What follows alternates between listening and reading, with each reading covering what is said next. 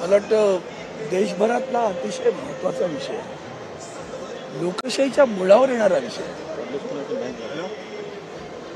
आदरणीय शिवसेनेचे पक्षप्रमुख उद्धवजी ठाकरे साहेब यांनी विधानसभेच्या निवडणुकीनंतर पहिला शब्द वाक्य तर सोडाच, हा निकाल अनाकलनीय आहे. आणि तुम्ही पाहिलं असेल उभ्या महाराष्ट्रात कुठे दिवाळी साजरी नाही झाली. दुःख असलेल्या मातामतासारखी परिस्थिती होती त्यावेळेला. आपण चोरी जी केली आहे ती तेव्हापासून सगळ्यात महत्वाचं 46 लाख लोकांनी मतदान केलं 5 नंतर. त्यांचा तुम्ही आम्हाला व्हिडिओ क्लिपिंग द्या अशी मागणी सातत्यानं निवडणूक आयोगाकडे केल्यानंतर सुद्धा निवडणूक आयोगानं अखेरपर्यंत ती दिली नाही. आज तागायत नंतर तर नाहीच सांगितली. मग ही चोरी काय? तुम्ही जर अगदी पारदर्शक आहात आणि इतकं हास्यास्पद कारण दिलं होतं त्यांनी असं म्हटलं होतं की महिलांची प्रायव्हसी भंग होईल म्हणून आम्ही देऊ इच्छितो. ते काय रांगेत उभारलेल्या मतदार आहेत त्या. इतकं हास्यास्पद उत्तर देणारा ह्या देशाचा निवडणूक आयुक्त असेल तर तुम्ही समजून जा. आणि म्हणून या संदर्भात आता सातत्यानं ती परिस्थिती आहे ती परवा पनवेलचे होते, आणखीन कुठले अनेक आमदारांनी आपापल्या ठिकाणचं दाखवलं. आज माननीय आदित्यजी ठाकरे इथे त्यांच्याही मतदारसंघात किंवा अन्य कुठे असेल तर ते पॉवर पॉईंट प्रेझेंटेशन करणार आहेत आणि ते अतिशय महत्वाचं असेल. आणि त्यातनं आमच्या कार्यकर्त्यांनी अधिक सतर्क व्हावं, अधिक लक्ष द्यावं. ही त्यांचे चोरी करण्याचे वेगळे प्रकार असतात. प्रत्येक निवडणुकीत त्यांनी वेगळे प्रकार केलेले आहेत. त्यातला हा नवा प्रकार होता. तुम्हाला आठवतंय का?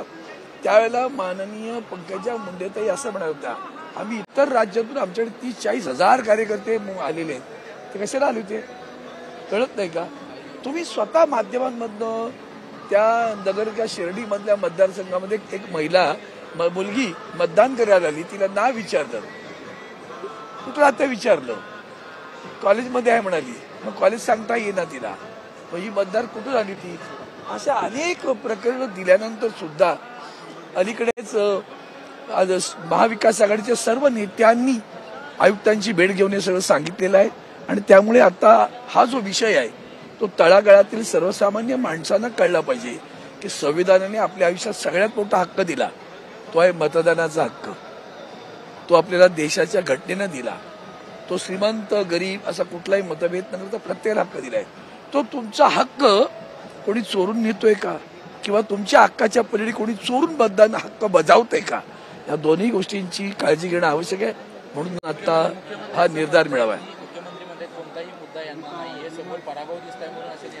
मुख्यमंत्र्यांच्या सगळ्या आताची सगळी जी त्यांची स्टेटमेंट्स येत आहेत ती अशी अतिशय हास्यास्पद येत आहेत. त्यांच्या अंतर्मनाला सुद्धा ते माहिती आहे मी खोटं बोलतो. कारण त्यांचे वडीलच सगळे वडीलकीची जी सगळी नेते मंडळी आहे ती सगळी खोटी बोलणारी आहे ना. सकाळी जय श्रीराम करायचं, दिवसभर खोटं बोलायचं, हे त्यांचे उद्योग आहेत. म्हणजे माननीय पंतप्रधानांची गुजरातचे मुख्यमंत्री झाल्यापासूनची वक्तव्य काढलीत तर तुम्हाला दिसेल की कोण खोटं बोलतं या देशामध्ये. एकमेव पक्ष आहे रोज खोटं बोलणारा, त्याचं नाव आहे भारतीय जनता पार्टी. भाजपकडून विरोधकांचा येणाऱ्या निवडणुकीमध्ये सुपडा साफ करण्याचा निर्धार करण्यात आलेला आहे. याच्यापूर्वी पण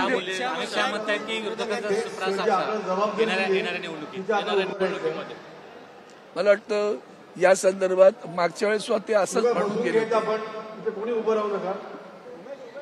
बसून, कल्पना आहे तुम्हालाही, असं बोलत राहतात आणि त्यांना त्याशिवाय दुसरा पर्याय नसतो असं बोलल्याशिवाय. म्हणून तुला सर्वांना सांगतो